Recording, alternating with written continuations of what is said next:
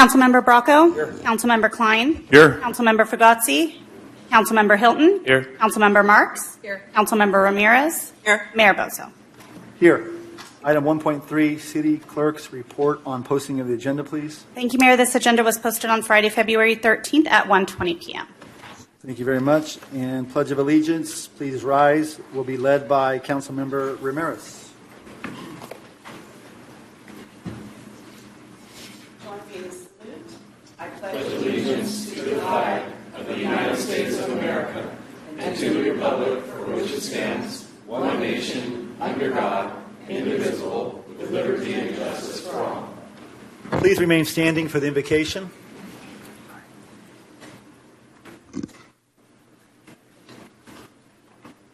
I'm Pastor Malcolm McPhail from New Hope Community Church, and I always want to say thank you to our mayor and our city council for the privilege of being able to serve you in this way and as part of our community. So thank you very, very much. I just hit, oh, here it is, yeah. It says in the ancient scriptures, it says, the heart of the discerning acquires knowledge. And I know when I work with my teams and within our church or within different aspects of our, whatever we may be managing at the time, that I'm constantly asking people to show discernment and gain understanding why we do the things we do. And I think it's a good word for all of us as council members, leaders in the community, that we exercise discernment on making decisions that we make. This comes from the Proverbs out of the Jewish Bible, and it's good wisdom. It's ancient, and we can apply it today. So with that, let us pray. We thank you, Lord, for our city council members, our mayor. We ask that you will give them discernment on the many issues that impact their decision-making, and that they would have complete understanding and have worked through discerning what is the right direction, what is the right decision that should be made for the good of our community. And Lord, I always want to pray for our first responders, our firefighters, our police officers, God, and I pray that you will keep them safe and at the end of their watch, bring them home safely each night after shift. And Lord, I also pray that you'll keep our city safe and guard the gates of our city. We thank you for that, Lord, in advance. In your name we ask. Amen. Thank you very much. Thank you. Moving on to item 1.6, orders of the day. We don't have any today. Moving on to item 1.7, employee introductions. Interim Police Chief Scott Smithy will be introducing Baranda Lopez.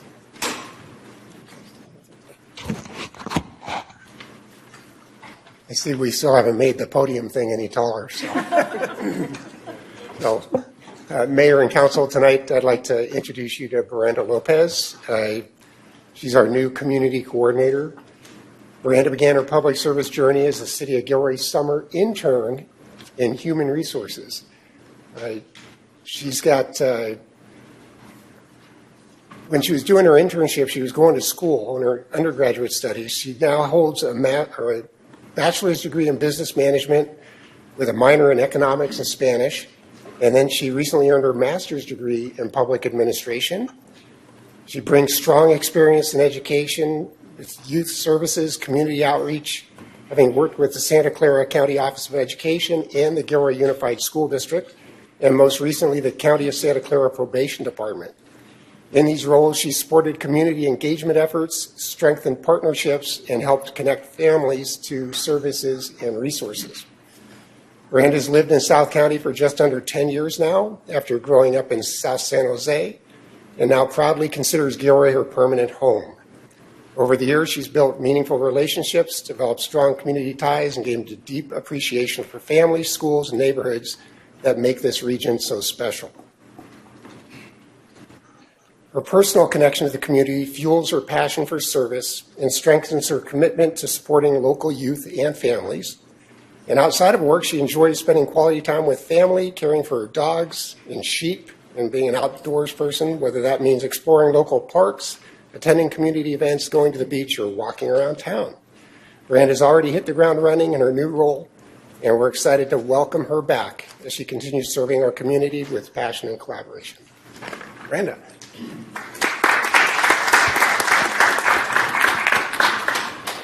Thankfully, I don't need this to be much higher. Good evening, Mayor, Council members. As Chief mentioned, my name is Veranda Lopez. I'm the new Community Coordinator with the City of Gilroy Police Department. And as Chief also mentioned, I have now called home South County for nearly a decade. So I'm very much looking forward to continuing to strengthen my relationships to better serve our youth, our families, and the community at large. I'm very much looking forward to working with all of you and with the community. Thank you so much for the opportunity to serve.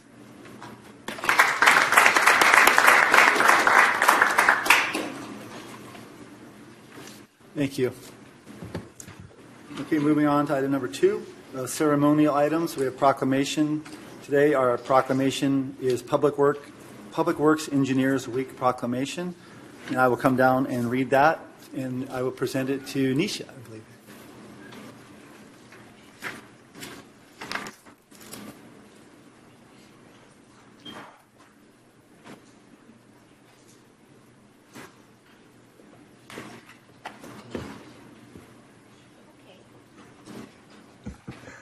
Okay, City of Gilroy proclamation. Whereas public work engineers apply their scientific and technical expertise to design, construct, and maintain the essential infrastructure that supports the daily life, safety, and well-being of the Gilroy community.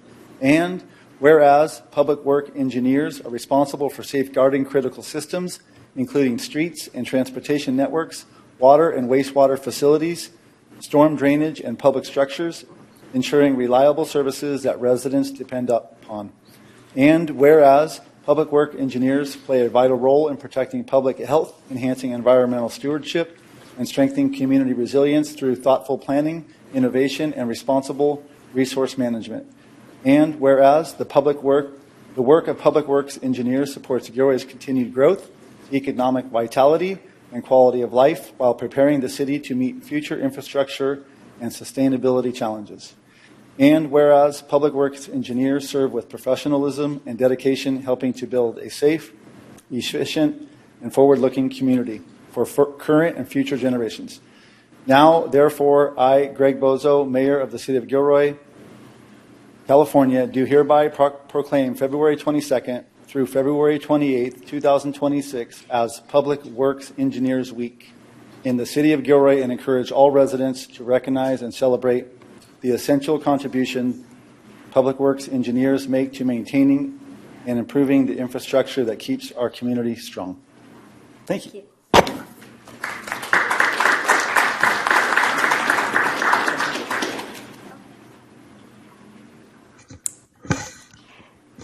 Mayor Bozo, council members, staff, public, I'm Nisha Patel, the city engineer, and John Dowdy, he's the Public Works Director. He's still on vacation, so couldn't be here.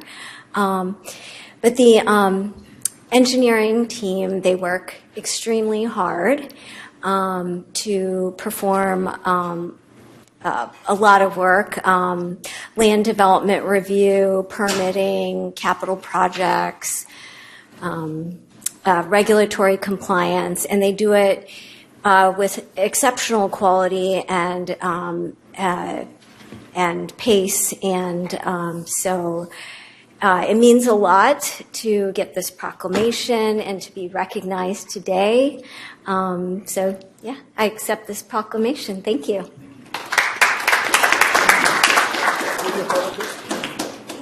Okay. Holding this. You could be right here. We'll get 3 people on one side, 3 people on the other side, and then Michelle will take a picture. Yeah. She'll tell us what to do. Watch. That's 20 minutes. You're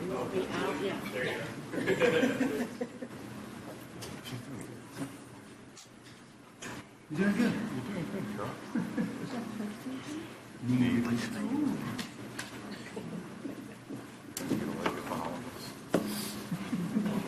All right. Take charge. Ready? 1, 2, 3. Take a couple. 1, 2, 3. All right. Thank you. Thank you. Thank you very much. Good job.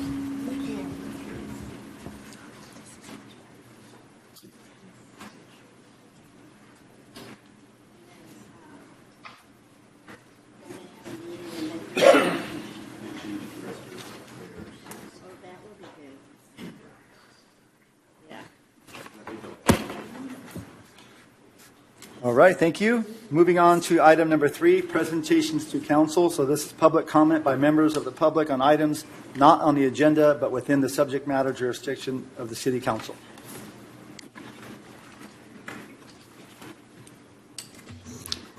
Thank you, Mayor. Yes, I have several speakers. I will call up Jacob Nelson, Landon Sepulveda, and then Greg Filios to start. Hello, good evening. Thank you, Mr. Mayor, as well as council, for this opportunity for me to speak before you. My name is Jacob Nelson. I would like to discuss the proposed data center, AS20 Tech 23, that will be built by Amazon here in Gilroy that was approved back in July. First of all, I want to apologize for the emails I sent. A lot of typos. I got big fingers. I apologize. I should not have done it on my phone. Also, I do apologize that I did not understand that this was already approved, and I'm currently looking into what I can do as far as making more awareness to people about this situation. I know I already sent some comments. Am I allowed to go off of those, or can I do different comments since this is... You have 3 minutes. Okay, so I wasn't sure. All right. This data center has come to a surprise to not only myself, but to a lot of my neighbors within the community. A lot of people don't realize that data centers have a lot of negative connotations as far as the community is concerned, and I feel that that was not presented to us, the public, enough as far as this being built. With that said, I do realize that you guys did put out that this was going to happen. I shouldn't say you guys, the city and the proposal. I apologize. But I don't think, again, the public understands the impact that this has on us and to the community itself, such as the infrasound pollution, prolonged exposure, and future impact as far as what it will do to the community and to the environment. Other than the initial funds, the data centers do not provide anything to our city that does not generate consistent long-term jobs. It does not provide any commerce, nor does it bring people to Gilroy. If anything, keeps people away. My hope is that the council will consider maybe looking into how other cities have been impacted by data centers and see if they still want to go through with producing or having a data center within Gilroy. Or if they do still consider to do that, that we maybe look into what they can do in order to protect our citizens. I don't think we fully understand this is going to impact all of us as far as our water consumption and the prices for that, the electrical consumption and the prices for that, and like I said, the sound and the community impact it's going to have. Thank you for your time. Thank you, Jacob. Greg is next. Landon. Landon's next. Sorry, Landon.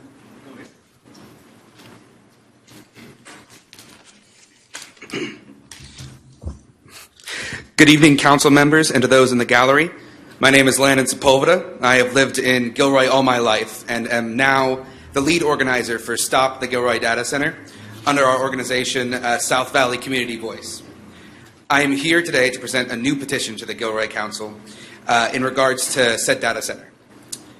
This petition currently sits at nearly 3,000 signatures, showing the concern the community has over this topic.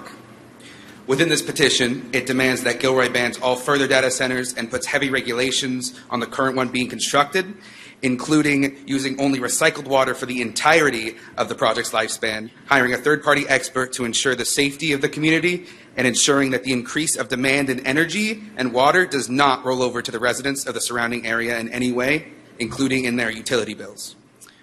This petition was crafted with cooperation with the council as we got feedback from our previous petition by Zach Hilton, and we have made a new one entirely to cater to this. This petition and this movement are not slowing down. The people are concerned and look to you, the council, to listen to their voice. Thank you very much for my time. Thank you, Landon. Greg. Then I have Ron Kirkish and then Alicia. It's time for the positive shout out to the council. I'm going to follow up. I had something else to say, but I'm going to follow up on what Pastor McPhail said about discernment.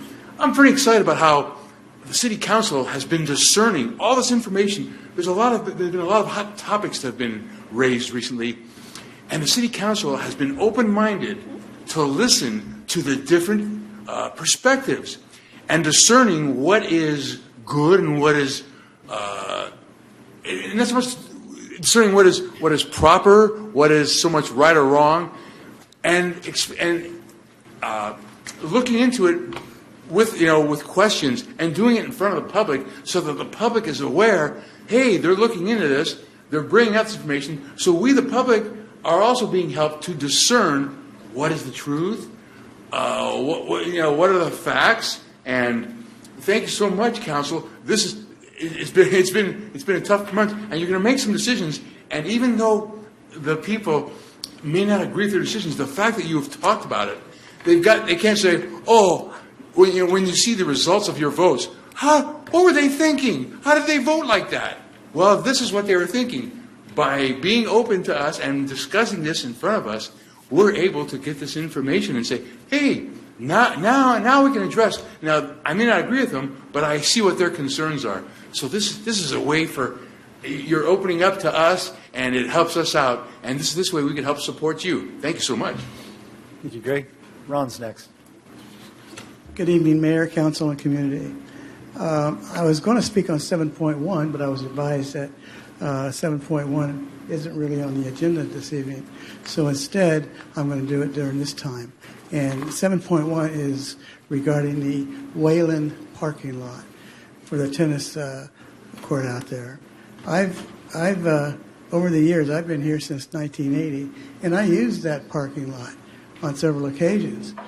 Most of the time I was hitting a tennis ball against a cement wall to get some exercise and stuff like that. But during that time, it was never a problem.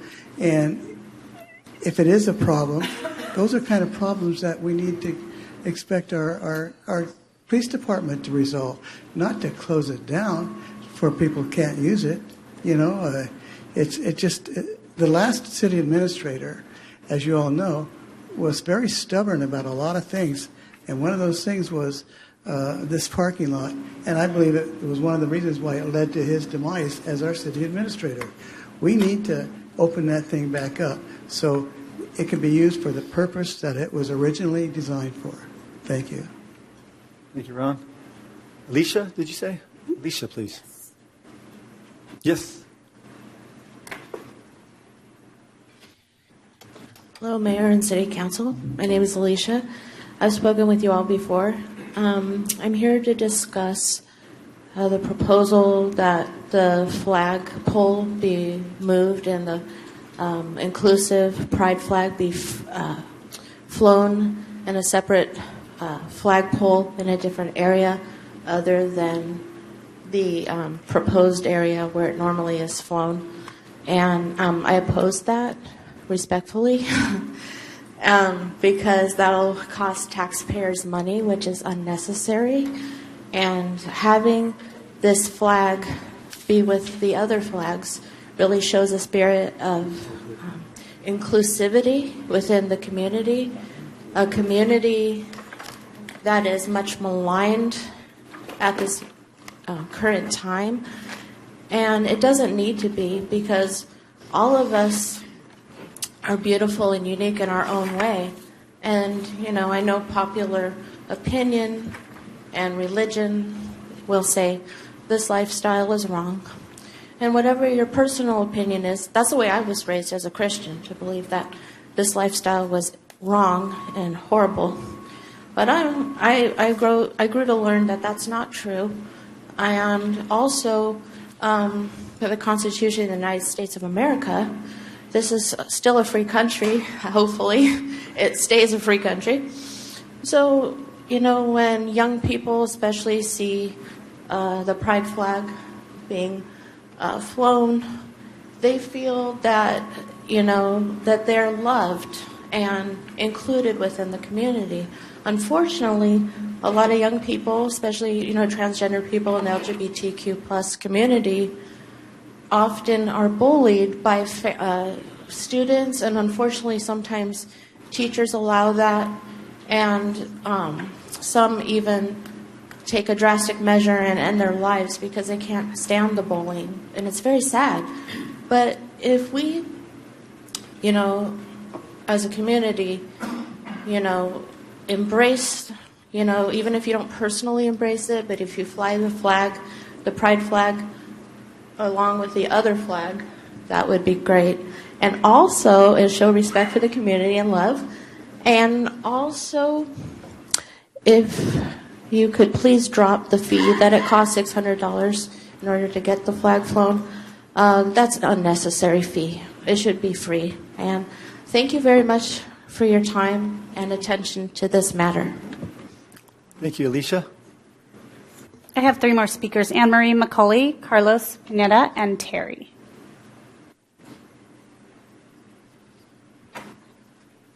I want to talk about the 7.2 agenda item. Kelly, thank you. I think you got that fair memo out 6 days after the December meeting. So thanks to avoiding the chaos of last minute negotiating. That was awesome.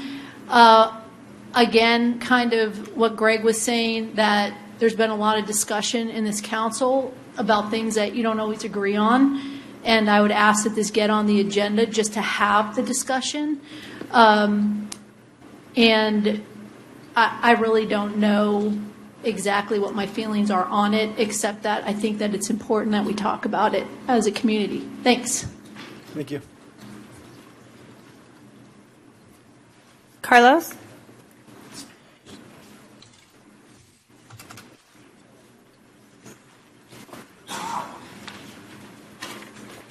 Good evening, everybody. Council members and mayor and community. I want to talk about the agenda item, adding the commemorative flagpole to the discussion in the future. We have proposed the progressive pride flag, and that key word is progression. So progress is what we're trying to do here, and that's what our goal is. We're trying to discuss in the future is to have progress. Us having an open conversation is very much that. So the fact that, Kelly, thank you for bringing that on the agenda. I've talked to many of you, in front of you, with you, next to you, beside you this whole time during this whole process, and I just want to thank you for continuing to have that progress forward. Personally, I'm excited to have a flagpole that's dedicated to commemorative flags, because this allows the city to create its own flag to fly year-round. And when others propose other flags to be added, like the Progress flag for the Pride flag, it's June, that's great, that's beautiful, but with the rest of the year, there's opportunities to fly other amazing flags, or even creating one for our city, so it's huge. Personally, I would love to see it in that area. It's a beautiful space. I've seen a lot of communities bring each other together and have conversations, have gatherings, have group discussions, and it's been beautiful. So the Civic Center that we have here, which I didn't know was called Civic Center, thank you, I'm excited to see it. It's going to be beautiful. It allows people to come together and not be hitting in a corner in a grass area when there's mud everywhere. It's not year-round. It's not year-round safe, I think, or comfortable. So knowing that we have cement, it's clear, it's in a beautiful area where everyone can see it and feel it and see what's happening is beautiful. So I thank you for having this conversation and just bringing it forward. I'm excited, and I hope that the city does go local, find someone local, gets a great deal, and hopefully we can get the flagpole up at a low cost and have opportunities for more future things. So thank you. Thank you. Terry's next.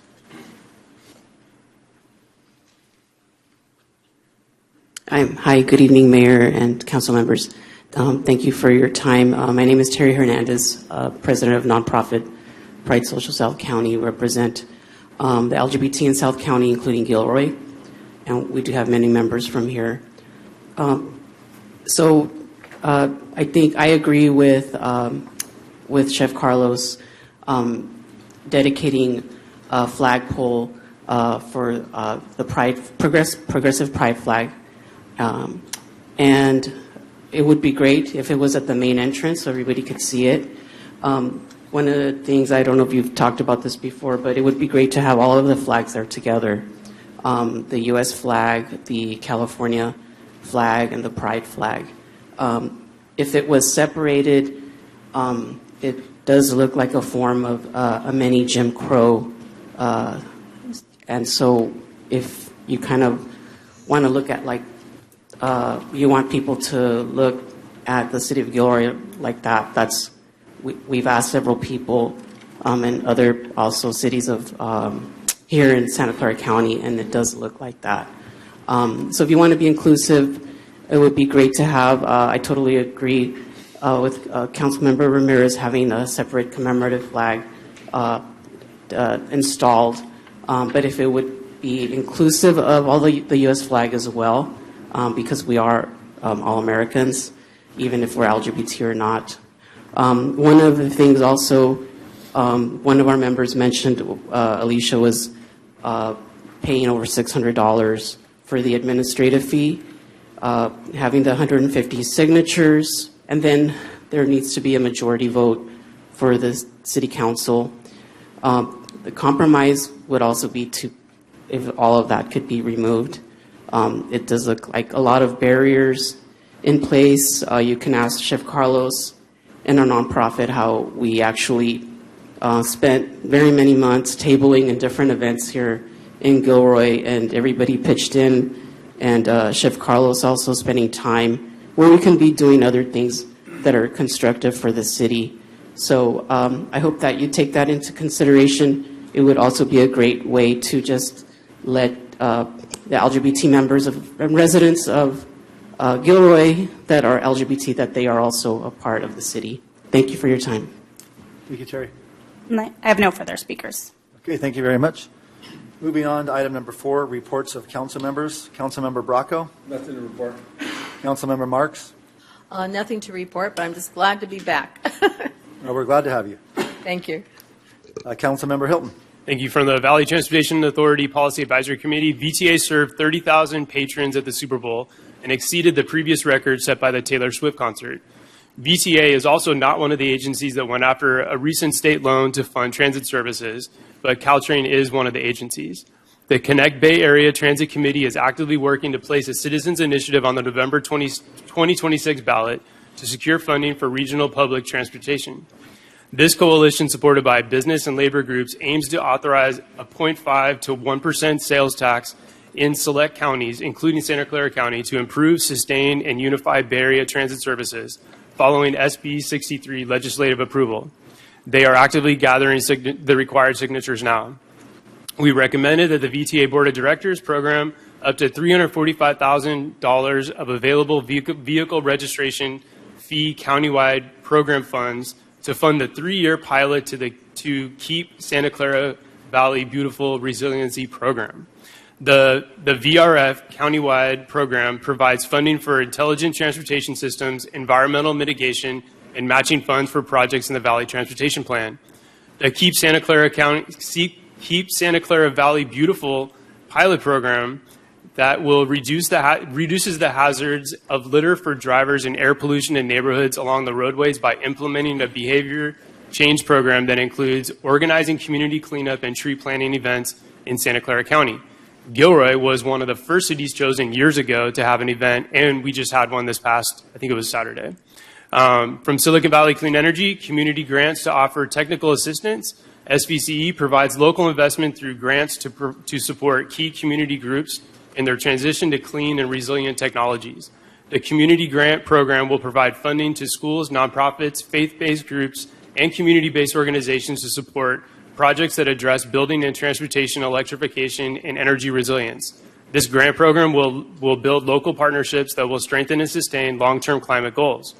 The board approved a technical assistance contract that will offer grantee support in planning, development, and implementation of their projects. These community projects will launch in spring of 2026. In March 2024, the board approved $10 million in grants to support building and transportation electrification, energy resilience, and community engagement programs. The community grants will launch in the spring of 2026 and provide $2.2 million for schools, $1.1 million for community organizations such as nonprofits, faith-based groups, and community-based organizations. To expand accessibility, equity, and education for these projects, grant awardees will have the option to opt in to technical assistance to support planning, development, and implementation of their projects. For electric vehicle and associated infrastructure projects, technical assistance will be offered through SVCE's Electric Vehicle Technical Assistance Program. SVCE also welcomed new appointments to their committees. Each year, the SVCE board appoints its members to serve on various committees that assist with the agency's functions by conducting deep dives and providing oversight of issues and by recommending actions to the full board. and I was chosen to be on the ad hoc legislative committee. Thank you. Thank you very much. Councilmember Ramirez.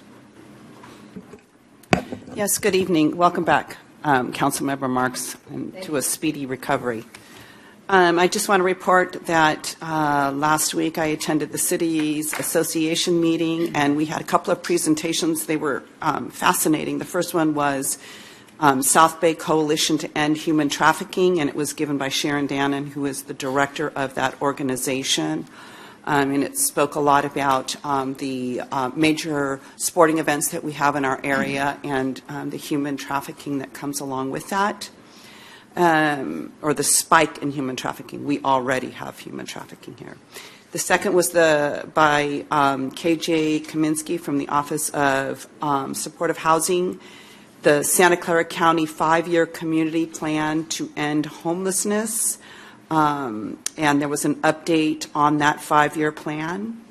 And then we also, as an association, determined the priorities for this year: public safety and communication, affordable housing, and e-bikes and scooters, which is something that I've already brought to the attention of the city administrator as a concern of mine here locally. So I'm glad to see that not only is that something that the state is looking at, but Cities Association is looking at supporting legislation for that. So that's my report. Thank you very much. Councilmember Klein. Yeah, I want to welcome Councilmember Marks back. Thank you. You're getting around, so that's good. Good to see you. I wanted to report on Silicon Valley Regional Interoperability, I can never say that right, Authority. They handle all the emergency communications in the county. And this is a report from our executive director, Eric Nickel, on the Super Bowl. They played not a big part of the Super Bowl, but behind the scenes. So this is the performance on Super Bowl Sunday and all that happened. The system performed extremely well. There were no system performance issues, and all radio users were able to communicate without busy signals. 3,534 radios were operating on the system at the start of the game.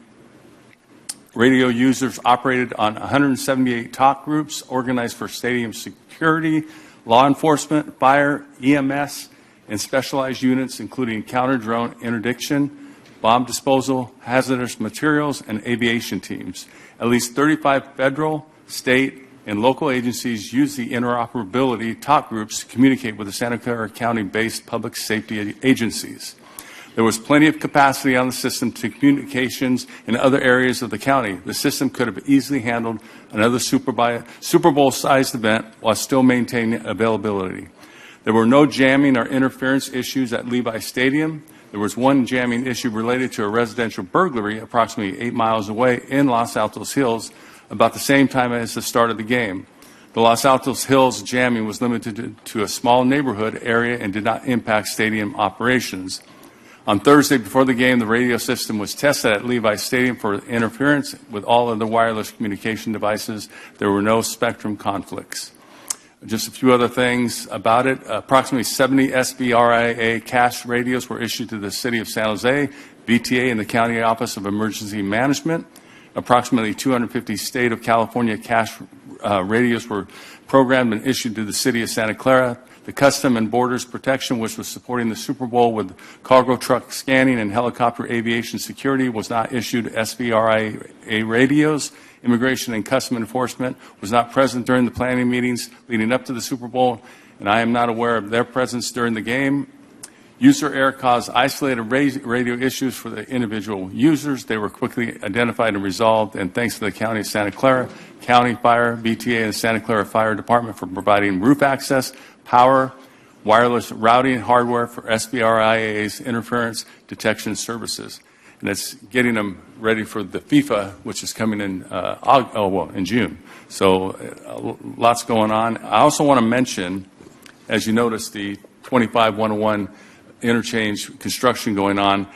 There's something to be aware of. Drivers are advised that activation of the new temporary traffic signals at the US 101 and SR 25 interchange has been rescheduled to Thursday, February 26th, due to predicted rain. The delay will allow crews to safely complete installation and testing under dry conditions to ensure the signal operates properly once activated.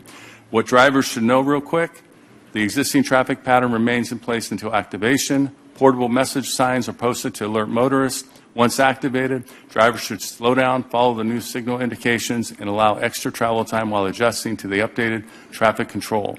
Please use caution in the construction zone and watch for crews and equipment. And why this temporary signal is needed: some lanes used for merging or turning may be shortened or removed temporarily for construction, making intersection movements more challenging.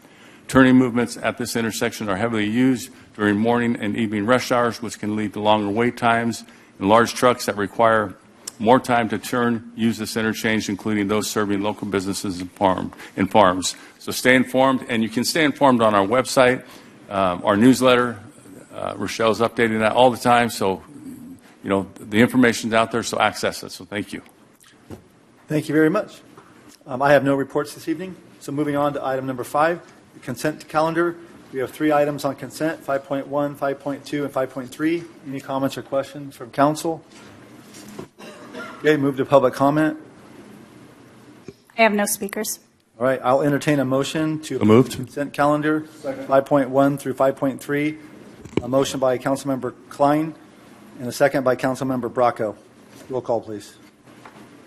Councilmember Bracco? Yes. Councilmember Klein? Yes. Councilmember Hilton? Aye. Councilmember Marks? Yes. Councilmember Ramirez? Yes. Mayor Boso? Yes. Motion passes 6-0. Moving on to item number 6, bids and proposals.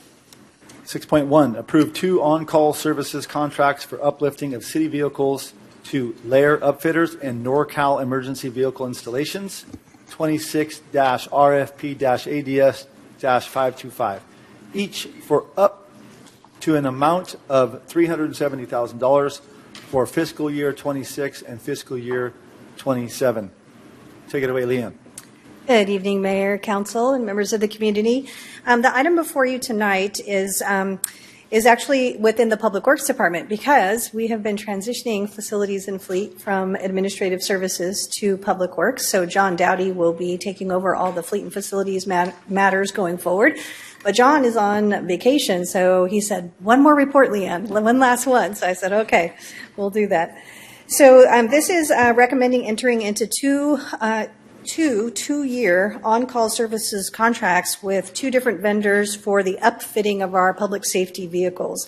This is a process that's used when we purchase new public safety vehicles and they need to have radios, routing antenna wires. We need to install emergency lighting and controls, sirens, gun racks, cages, and other specialized equipment on the vehicles. So we did put out an RFP. We got 2 proposals from the 2 vendors that are in this report, Lear Upfitters and NorCal Emergency Vehicle Installations. We did not get any other proposals. These are 2 firms that we're very familiar with and that we have worked with over the years to upfit public safety vehicles. And so there is a limited number of these vendors in the area, so we wanted to actually have contracts in place with both vendors, so that way there, when we do receive a new vehicle, and oftentimes when we're purchasing vehicles, we don't necessarily know exactly when we're going to actually receive it. Sometimes we're waiting 6 months to a year for a police patrol vehicle, for example. We want to be able to have the option to reach out to both vendors, say, hey, who's available, who can work on this vehicle more quickly so we can get the vehicle upfitted and into service. So having the option with 2 vendors with on-call contracts is the most efficient way that we feel that we can accomplish this work that needs to be done. So we're looking to put these 2 contracts in place for March 1st, 2026 through the end of fiscal year 27, June 30, 2027. And this, the amount that's listed in the report will include the upfitting that's needed that we have budgeted for the vehicles that we have for purchase in fiscal year 26, as well as the vehicles that we already have approved in the budget to purchase for fiscal year 27. So that amount is the $340,000 or $370,000. That's $260,000 this year, fiscal year 26, and another $110,000 in fiscal year 27. So we don't know if all of that will go to one particular vendor or if it will be split across both vendors, but we have that option. But regardless, we're only going to spend the amount that we have budgeted for the vehicle upfitting. So I'm happy to answer any questions that you might have. And Walter, our facilities and fleet superintendent, is here as well. Questions for staff? So we have none. Any public comment? I have no speakers. All right. I'll just jump right to it here, and I'm going to entertain a motion. I'll read it out. Award an on-call services contract to Lair Upfitters and NorCal Emergency Vehicle Installations, each in the not-to-exceed amount of $370,000, and authorize the city administrator to execute the contracts and associated documents. Second. Okay, I have a motion by Councilmember Bracco and a second by Councilmember Marks. Roll call, please. Councilmember Bracco? Yes. Councilmember Klein? Yes. Councilmember Hilton? Aye. Councilmember Marks? Councilmember Ramirez? Yes. Mayor Bozo? Yes. Motion passes 6-0. Thank you very much. Moving on to item number 6.2, Drone as a First Responder Pilot Program and Brink Motorola Takeoff Program. Staff report, please.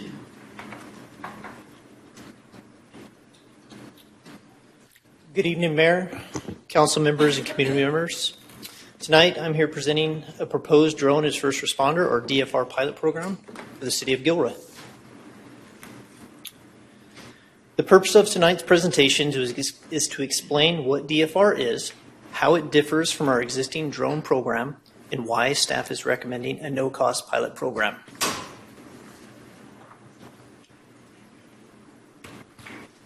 So I'll start off with what is DFR. DFR is a public safety program where a drone is deployed immediately when a call for service is received, often arriving before a police officer. Instead of waiting for a patrol unit to drive to the scene, a drone is launched from a rooftop or a remote docking station and provides live aerial video of real-time situational awareness. Think of it as eyes in the sky within minutes. And here's how it works. A 911 call is received by our communications center. A remote pilot listening to the live 911 call from their workstation launches the drone. The drone arrives on scene in approximately 30 to 70 seconds. Live video is streamed to responding officers, dispatch, or the watch commander. Before officers arrived on scene of a burglary in progress, a suspicious person call, or a large fight, they already know how many individuals are involved, whether weapons are visible, whether the call appears unfounded. That information allows officers to adjust their response appropriately. Some calls may be clearly without sending multiple units. Others may be downgraded or handled differently based on what they observe. In short, DFR allows the drone to become the first unit on scene, providing real-time intelligence before boots are on the ground. Gilroy Police Department has operated a council-approved UAS, or Unmanned Aerial Systems program, for more than 6 years. That program is reactive, meaning a drone operator responds to a call and deploys a drone from the trunk of their patrol vehicle once officers are already dispatched or on scene.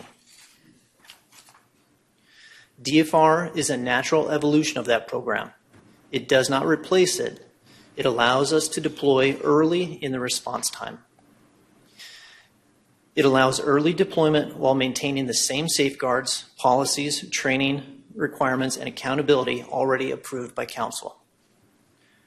This proposal builds on prior council approval. It does not bypass them. Over the past 2 years, staff has consulted with agencies currently operating DFR programs. We contacted major DFR manufacturers and conducted internal feasibility testing using our current drone platform. The video you are about to see was recorded during day 1, hour 1 of our very first internal test. This video reflects our current reactive drone program under our existing model. The operator must maintain line of sight and the officer is sitting on the roof of the police department.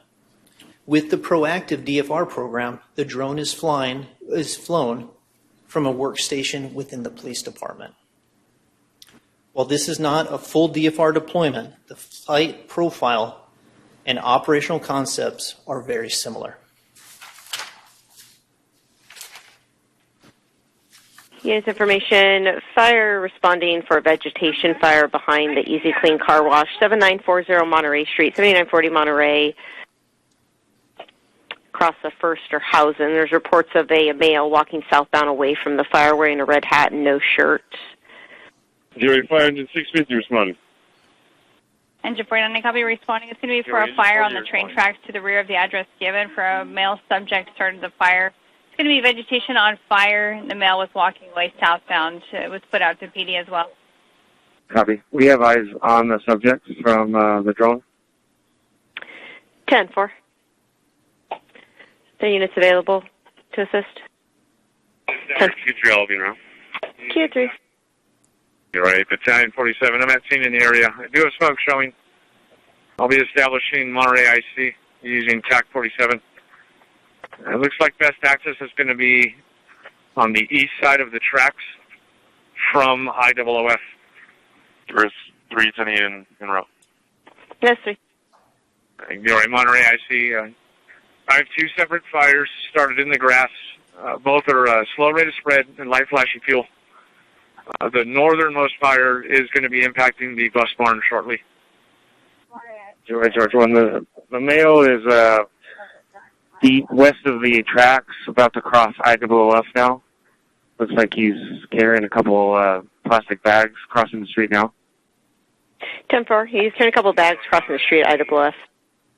George 1. The subject is behind the building on Monterey at IOOF on the south side. I think it used to be a Chinese food restaurant. 10-4, the old Chinese food restaurant on the south side, IOOF, Monterey. Okay, George 1. The subject dropped the bags. He's now walking back towards IOOF. He has a sweatshirt draped over one of his shoulders. 10-4, he's now walking back towards IOOF, and he's got a sweatshirt draped over his shoulders now. Going northbound, crossing IOOF now on Monterey. Northbound crossing IOOF in Monterey. You're at Q3. I'm almost in the area. I'm at 3rd Monterey now. Stuck in a little bit of traffic. Q3, 10-4, 9-7 in the area. You're at Q3. I'm turning on IOOF now from Monterey. 10-4. He was last seen north on Monterey from IOOF. No, he's at Monterey in second now. He's shirtless. He has a sweatshirt draped over his head. Dancing in the crosswalk now. Q3, 10-5 on him. Q3, 10-9-5 on him. Monterey in second. 4 same. S4 out them.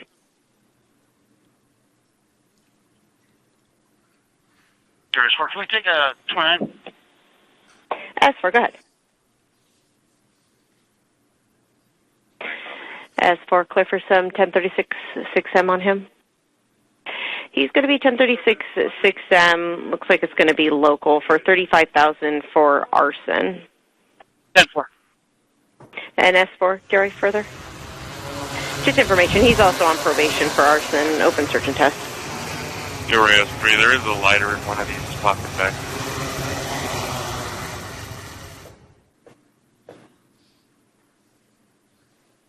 I know that video is a little long, so thank you for your patience.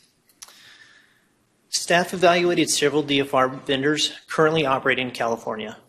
Brink manufactures American-made drones designed specifically for public safety. What differentiates the Brink Motorola takeoff program is its structure. The first year is provided at no cost to the city. That allows Gilroy to evaluate operational value, officer safety impacts, community response, and feasibility before making any financial commitment. We will track response times, deployment metrics, officer safety outcomes, avoided dispatches, and community feedback throughout the pilot year. No other vendor reviewed offer a comparable risk-free evaluation period. If approved, the pilot will be implemented with strong governance and transparency. All deployments will be policy-based, documented, and auditable. All operations will remain compliant with FAA regulations and California law governing UAS usage. The first year will focus not only on operations, but also on evaluating community impact and long-term sustainability. Council retains full oversight throughout the pilot. Displayed here on the screen are screenshots from the Clovis Police Department's public transparency portal. Ours will look similar, if not identical, to this. The first slide at the top shows total DFR flights, DFR assisted arrests, avoided dispatches, first on scene rates, average flight time, and then lastly, mission types. Clovis publicly posts every flight log, including date, time, duration, and sequence, and that is going to be the second photo at the bottom. The Chula Vista Police Department has had a DFR program since 2018, and they report approximately a 25% of all calls are resolved without dispatching an officer, and a 54% improvement in human response time as drones clear up non-priority calls. The takeoff program outlines a 6-year structure, but only the first year is being requested tonight. This is no obligation to continue beyond year 1. If the program does not demonstrate measurable value, staff will not recommend a continuation. Any future funding would return to council through the normal budget process. Staff respectfully recommends approving the DFR pilot. This pilot allows the City of Gilroy to reasonably evaluate emerging public safety technology in a transparent, data-driven manner before making any long-term commitment. I'm happy to answer any questions the council may have. I'll start questions with Councilmember Ramirez, please. Thank you, Captain, for this. I can see that this is an extremely valuable tool for the tool chest. I do have a couple of questions. So first of all, year 1 is no cost, but are there any setup costs, hardware, software, any kind of? Yes. So there will be startup costs. We'll have to provide power and internet to the actual sites. Okay, so that's not paying them, it's just internally, the infrastructure internally, startup costs. Okay. And then after 1 year, and council says, it's not worth it, or you guys determine it's not worth it, there's absolutely no cost. Yes, you're 100% correct. Okay. The support services that are, it's a bullet here, including 24/7 support. What exactly is that? Is that, does that mean that there's an operator ready at that desk, at that terminal, ready to deploy that 24/7? And if so, where does that officer come from? Good question. So initially, we're not going to have it deployed 24/7. We're going to utilize the 20 drone operators that we do have now based off their schedule. During the first year, we'll look at calls for service volume by days of the week and times of the day, and we'll plug those employees into those high volume times and days so we can maximize the efficiency of the drone. And then as the drone program evolves, we would like to hire a non-sworn position, so a professional employee that would be flying the drone, and hopefully 24 hours a day if the call volume warrants it. Okay. We just don't want to have a body working night shift and we don't have calls coming in that we need somebody there for. Okay, and then, I support this, but let me ask you this. Does this, I think that the police department is grossly understaffed for our community. Is this in any way replacing boots on ground? I'm not going to argue that we're not understaffed, but it's not going to replace flesh and blood police officers. What it's going to do is make us more efficient and safer responding to calls for service. So not just safer for our officers, but safer for our community as well. Thank you. Yep. Next is Councilmember Bracco. Captain, how long does this thing stay up? So flight time is 42 minutes, so maximum of 42 minutes. That's why it's not replacing our current drone program. It's going to supplement it. So a 911 call comes in, the DFR drone goes out to the scene. If officers on the scene determine we need a drone there for a longer period of time, we'll then deploy the drone from the trunk of the car, and this one will go back to the station and recharge. And is it equipped with like the flare and that stuff? 100%. So this high definition camera and then FLIR camera as well. And in that video I showed you, when it went to black and white screen, that is that FLIR camera. It works daytime and nighttime. So eventually we'll be operating them at night also? Yes. Yep. Okay. Thank you. Councilmember Hilton. So one of the things that I picked up on in that video was it sounded like on the PD channel you guys were talking about where the suspect was going and the fire department was arriving on scene, and I saw the chief on the other side of the tracks arrive with the suspect on the other side, and I can think of how many calls I've been on over my career as a firefighter where we show up and we have no idea who the suspects are, they fled the scene. So what kind of information sharing, either by notes, going in there or something like that, can you all also on the same side notify those responding fire crews of possible suspects or what you guys are seeing as well? You're exactly correct. So in that particular case, it wasn't being relayed to fire as quick as it was transpiring. So your battalion chief had no clue that he was driving right by the suspect at the time. So in the future, we learned from this call specifically that we need to relay messages a lot quicker than we were at the time. So to avoid this, luckily this individual did not have any additional criminal acts that he was intending to do. So we definitely lucked out on this one. Thank you. The other question I have is, what are the calls for service that typically, like Clovis or someone else, they're like, those 25% of the calls, we didn't need anybody. What are those like? Those are going to be lower level calls. I think the number one call was like an obstructed roadway. Let's say a car stalled on the roadway. It's not there. Instead of sending an officer out there, the drones get there in 30 seconds. Oh, the car's already started and they pulled into a parking lot. So we can clear that one out. Thank you. Yep. I have a follow-up. Go ahead. Go ahead, Kelly. So does this have, I don't know the technical terms. I probably don't either. But the ability to, because some of the presentations I have seen on this, they can determine if there is someone in the house. It can actually go into a building, like on a potential hostage situation or something like that. Can either one of our systems do that? Yes and no. So this drone is way too large for that. So this is going to be an exterior drone only. We do have smaller interior drones. The one we have right now is from the actual company Brink. So we've had 2 years of using Brink products. Their customer service is outstanding. And we do have a smaller drone that can fly, and it can break windows, can take down blinds, take down curtains, and fly into the house. And it acts as a two-way device. It's a telephone, basically. So we can negotiate with people once we get into the house. So that would be the one that would be in the trunk of a car after that initial one goes out? Yes. Okay, thank you. Councilmember Klein. I was going to ask you, you're looking at the volume as far as when you're going to run this program. Yes. But would you consider, because I know the councilmember mentioned nighttime, will that be part of that too? Yes. Depending on when the higher call volume is, based off time of day, it could be 1 or 2 o'clock in the morning, and we can do that. We do have drones right now that are outfitted with FLIR, and we do fly our drones at night.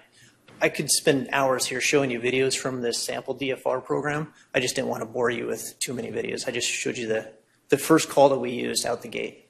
Thanks. I have a couple questions. In the staff report, I noticed that this apparatus has the ability to drop like emergency medical devices. I didn't hear you talk about that. Is that part of the plan or is that down the road? It can be. So the big one on the video they show is AEDs. So we can deliver AEDs to remote locations if someone's having a cardiac emergency. So it's something we can definitely do. And the drones will come with that payload device. So we just put whatever we want on the drone. And next question I have, you talked about the dashboard that communicates with the public. Mm-hmm. But something like this, the public, some reasonable people in the public would also sometimes have privacy concerns.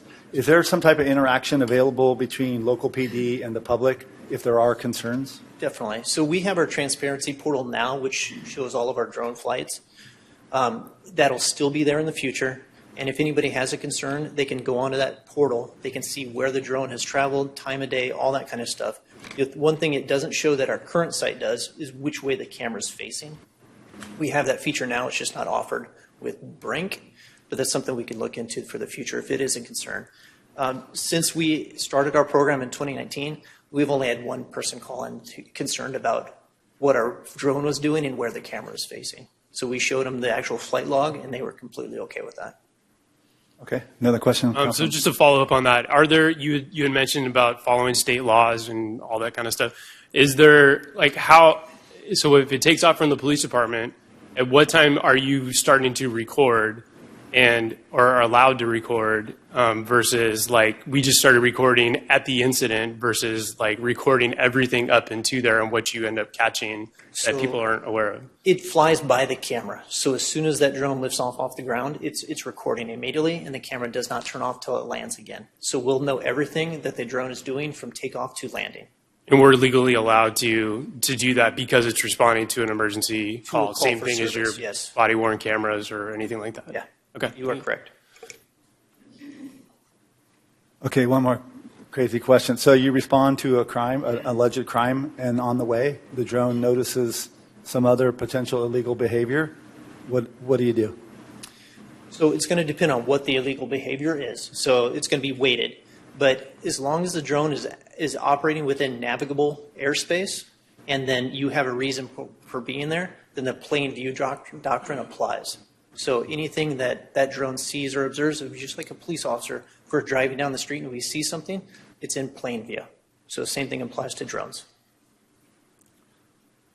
All right, let's go to public comment. I have two speakers, Ron Kirkish and then Greg Felios. Hello, good mayor, community, and council. As we all know, police work is inherently dangerous. It's its nature. What can we do to make it more or less dangerous for our officers so they can go home and sleep with their family at night? This is one of those. You know, we not too long ago, we approved using flock cameras. Those cameras have done, from what I understand from the feedback I've been getting from the chief and others, that we have had, the flock cameras have helped us immensely in fighting crime and fighting and getting criminals. This would be an excellent linkage between the flock and these drones. To me, it's a no-brainer. If you remember, over a year ago now, I believe, we had a female officer get shot at by a person that was hiding at the post office in Gilroy. She returned the fire, and she was lucky to put the guy down. But what if she didn't know that he was there or where he was? It's this kind of technology that can help the officers stay safe, do their job, keeping our community safe. So I hope that you will approve this. Thank you. Thank you. Greg, please.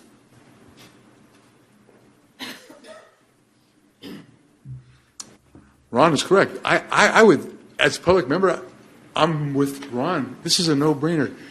Anything to increase the efficiency of the police department, to help them improve our public safety. What a great program. I mean, this is like I was in the medical field. I still have my stuff on, and we have the triage program. This is like triage for the police department. Here, this goes in and this tells you what needs to be done. That's what we do. When someone comes in and is sick, we triage the person and see what kind of resources we need. Having this information determines how much of the resources need to be sent out. It really is a great program.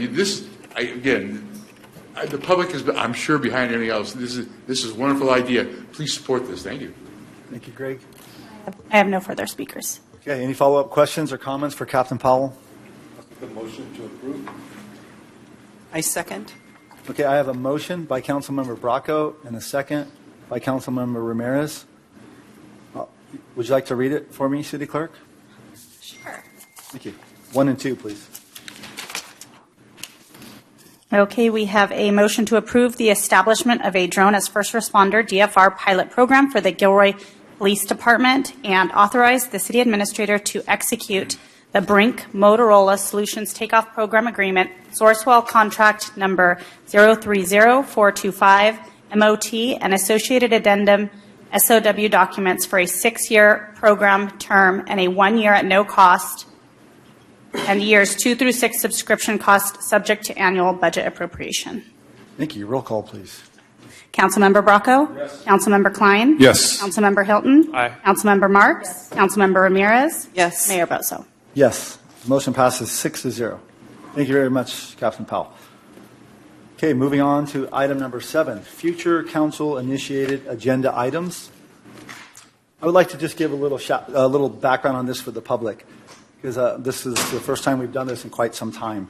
So future council-initiated agenda items is something that our council decided a while back that this is a way that a council member can get an item onto the agenda. So a council member submits a request to the city administrator. The city administrator places a future council-initiated item on the agenda. And tonight we have 2 of them. So we haven't had any for quite some time, and tonight we have 2 of them. And tonight, you'll notice that this might be sort of a quick process where in the past you think there's a lot of staff reports and things like on this. Tonight is just to present the idea of putting this on the agenda, and council is either going to accept the idea of putting it on the agenda or not accept the idea. So how did I do on that? Councilmember Hilton? Is that about right, that description? Okay, so with that being said, we're going to move on to item number 7.1. And it reads, request to reopen the Wayland parking lot at the Los Alamos Veterans parking lot. So is anyone taking this in report on this, or we're just looking at each other? And okay, Councilmember. I would like to speak a little bit. Yeah, please, go ahead. The Wayland parking lot was closed down during COVID because of some criminal activity from some of the homeless people that moved into the parking lot, and a prior administration would not mitigate it. It was, the Boise decision, there was no problem with them living in the parking lot, but the problem was all the criminal activity that was going on. And I can't dispel any of the neighbors' concerns, because it was true. A gate was put up, and it was going to be locked every night. That lasted for 2 nights. And then the city administrator stated that they were going to shut it down permanently, because when these campers were asked to leave, they said no. So they just decided, let's shut it down. It did not stop the criminal activity. It just moved elsewhere in the city. It was not eradicated. It moved over to the Mantelli lot with some of the kids. The one thing I want to point out to the council before they vote is that there were a lot of costs connected to the reopening of the Wayland parking lot by Public Works. And this is not true. And I did write a letter to them saying, have you been over there to look? And I just want to point this out because I don't want this coloring your vote. Who would lock up the parking lot? Hello, we have a security company that does this at all of our city parks. They would be the ones doing it. They used to do the bathrooms at Los Alamos Park, and they were also doing the tennis courts. So they're already over there. They're just going to walk to the parking lot to do it. It's part of their contract. Another part that was there, they had to add ADA accessibility. There are 2 ADA accessibilities. There's a bridge that goes over the creek. There is also a path where vehicles, police cars can drive on to get in. It's there. They then said there had to be a cost to put in handicap parking. Again, it's already there. They talked about how they had to use solar lights to light up the parking lot. No, I would not ever suggest that, because the neighbors wouldn't appreciate it, being that these lights would be shining in their backyard. For tennis players, all we have to do is light up courts 1, 2, 3, and 4. They give us enough lighting to be able to get to the parking lot. And when we can see it, and then they're on a timer. They go off after a while. They talked about how they had to add security cameras. Well, the city did put in security cameras. They were broken, and nothing was replaced. So I would never advocate for that if it's not going to be maintained. So, I don't want you going, and signage. They said they had to buy signage to put in. All the signage is there as soon as you drive into Wayland. It's right there. No camping, the park hours, da-da-da-da. So I don't want you going into this vote saying, oh my God, this is going to cost taxpayers tons of money to reopen this parking lot. No, it's not going to cost anything. And as far as the potholes that they say are in the parking lot, I have no idea what they're talking about. Yes, grass did grow in between the cracks during the 4 years that it was shut down. The striping for the parking slots need to be redone. Tennis Club did that about 9 years ago for the city of Gilroy, and the city of Gilroy did it since. That's not a problem. You know, it could be done again. So anyway, there's no economic problem, you know, with reopening it, and I'd love to have the discussion brought forth by this whole council to see if they'd be willing to do this. Any questions or comments for Councilmember Marks? Councilmember Hilton. So I know this came from your relationship with the tennis club and stuff, but what have you done to the neighbors or those that have written in public comment? How have you brought them along when you drafted this, or did you consider their comments? And, you know, what have you done to consult with them or kind of bring them along and make them aware that this is on the agenda? That is an excellent question.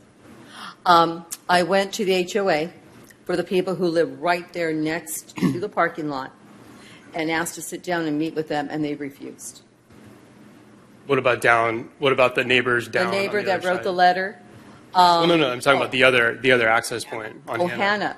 You know, I'll be honest, I don't have any skin in the game for the Hannah parking lot. You know, those people live right there next to it. If that one wanted to stay closed, there's no issue. If there were people who wanted to open the Hannah parking lot, they can come and present their case. But I'm not going to personally advocate for Hannah. I'm just focusing on Wayland, getting it back to what it used to be. Because that park has been there for 50-some years, and it's only been the last 4 that this issue has come up due to a lack of mitigation. And there for a while, it seemed like in Gilroy, whenever you had an issue, you had RVs parking on Auto Mall Parkway. Instead of mitigating the problem of the RVs, they painted all the curbing red. You had problems with people parking on Monterey Road. The neighbors called in, complained. Now there's no parking signs. We cannot keep shutting down taxpayer roadways, parking lots, taxpayers' accesses to different things. You have to get in and mitigate the problem and take care of the criminal activity so that you have access to whatever it is that you legally had access to before. Councilmember Bracco. I agree with Councilmember Marks. What's the point of having parking lots if we're not going to let people use them? And over the past several years, we've really leaned towards this, like Councilmember Marks says, there's a parking problem on Monterey. Well, just red curb the whole street. We did that on Auto Mall Parkway. And, you know, here we closed the parking lot because there was criminal activity going on in the parking lot. Instead of, our responsibility as a city is to have our police department take care of the crimes. And not just close everything. You know, at some point, what are we going to do? Just close the park down? Put a rope around it? I mean... It sounds like you'd be in favor of this moving forward. How about down here? So I just have a clarification question. This is the first time a fair memo has come forth. Yeah. And it sounds like we're having a conversation as if it was on the agenda. Right, yeah, you're right. Yeah, it's a little, I think we're going a little bit forward. That's why I'd like to find out, sorry about that. I just want to, that's why I asked Bracco, Councilmember Bracco, if he'd like to see this on the agenda. And that's why I'm turning to you guys. Yeah. Without if you have some questions, that's fine. Well, here's what I We don't think want to fair litigate agendas in this. general. Yeah. I think it is, we are all elected officials, and it is our job to bring things forward for conversation. Yeah. And so I don't see, other than the misuse of a fair memo, in that if I bring something forth and I didn't get my way, I didn't get it, you know, it was voted down or whatever, I can't keep bringing it back, right? But I think that it is the democratic process, and we are elected officials. This is our job to bring things forward. And if somebody brings this, then we put it on the agenda and we have the conversation. Right. Yeah, Sorry. that's okay. I was going to start letting people know that this is becoming a discussion, and you're just supposed to vote on saying, yes, we'll bring it back, and we can have all that discussion when it comes back. So I'm in support of this fair memo. So it sounds like you're in support of it? Yes. Okay. I do have a comment, though. Even though we just said less comments, I have a comment. In the analysis on the staff report, it mentions Wayland and Hannah. And I am not in favor of just talking about Wayland. I'm in favor. Okay. It doesn't bother me. So it sounds like I would agree with you. Okay with that? That's fine. I'm in favor of talking about both parking lots, not just the one parking lot. So you want to amend her amendment? Well, in the staff analysis, it's already in there, both parking lots. Yeah. So, but that was not her intention of the fair memo. okay, then you're okay with your fair memo talking I'm about Hannah? okay, but I have a caveat. Yeah. I don't want to have it permanently shut down because people are so adamant about keeping Hannah. But we're not deciding that tonight. We're not and you deciding don't have that but option. I'm just kind of, The council will paving the decide way. that. Okay, Yeah. all right. So I'd like to see that Hannah is included on that. Are you okay with that since this is your I'm agenda okay item? with it. Okay, everyone's okay with that? Okay, thumbs up. Okay, moving on. Thank you. Next item is 7.2. Make sure I got this right. I don't need action. I'm not taking an official vote on this, or is this just thumbs up, correct? Okay. Yes. Even though it says that. It does say that. I think we're doing it just, it's not a Yeah, definitive. it's just a consensus, so we Okay. got 6-0 for consensus, we didn't take a vote. Correct, 6-0 on consensus. Thank you. Is that okay? Yes. Okay, 7.2, request to consider amending the flag flying policy and construct a commemorative flagpole at the Civic Center site. Councilmember Ramirez. I just think this is a great opportunity to have this conversation and make some compromises so that, everyone is comfortable with the decision. I appreciate the comments that were made by the public. I am open to those conversations if we get this on the agenda. I'm not married to separation, together, whatever. What I am requesting is a flagpole for commemorative flags. Where that's put, where it's put by, that's all. I'm open to conversation for that if it gets put onto the agenda. Thank you. Any questions for Councilmember Ramirez? Go ahead, Councilmember Ramirez. So, adding on to that, I really appreciate you acknowledging that and you saying that you're open to different compromises to get this on the agenda. But one thing that was not in your memo that I'm hoping that you would consider adding therein is to reduce the barrier of having those signatures. Maybe thinking about different language that we can change to the flag flying policy. So if the policy is brought back in front of us, I'm hoping that maybe you would be open to include that. Even though that wasn't something that you mentioned in your fair memo. And the only reason why I say that, just one little caveat, is that this has been a well-resourced group that's done this for the last 5 years. Maybe we've actually missed out on the opportunity for those smaller nonprofits or those that are not well-resourced or able to get all the signatures to be able to go through this process. Like I said, I'm open to the conversation. If it's And it says it right here regarding amending the flag flying policy. So that's everything as far as So it seems like it's open Yeah. for all discussion. Thank you. All right. Everyone okay with it? I have 5 at least. 6? Okay. Thank you. All right. So I have a consensus of 6 and 4 and 0 nay. Okay, moving on to item number 8, City Administrator's Report. Thank you, Mayor. I hate for a meeting to end before 8, so I have a couple items. Take your time. I'm a member of the Santa Clara County City Managers Association, where we get together on a regular basis to advance the profession and the needs in the county. We are working on a revised leadership academy, which is a program that advances our upcoming leaders for city staff, helps them with skills that they need to be our future leaders. It's been a very, very popular program. It's actually hosted in Morgan Hill, so super convenient for Gilroy. We don't have to travel all the way up to San Jose or further. This is a place where we can support our staff and the folks that make the good work happen. So excited to be looking at a revamped, more in-depth program there. I also had an opportunity to participate in the Silicon Valley Keep Silicon Valley Beautiful event that was Saturday. I wanted to stop by and see what that was all about.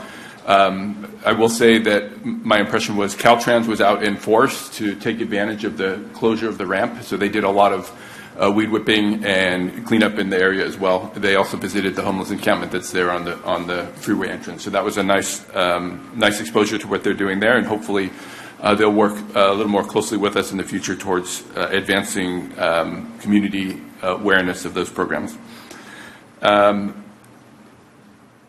With staff and Councilmember Klein, we attended the Love of Gilroy banner unveiling at Casa de Cultura y Arte on Friday night. That was nice to see the group there and the advancing of the use of that facility. So nice programming there to see that, and our banners are up downtown if you want to take a look. And then finally, I had an opportunity to touch base with LAFCO. I wanted to talk all things Gilroy with LAFCO, so I met with Nalima from LAFCO last week as well, and was able to share some ideas that I've heard already in my time here, and then some of the thoughts and processes that LAFCO has gone through in the past and what they would be looking for from us in the future as we talk with them. And that concludes my report. Thank you very much. And City Attorney's report. No report. All right. Thank you. So that's adjournment at 7:21. Thank you very much.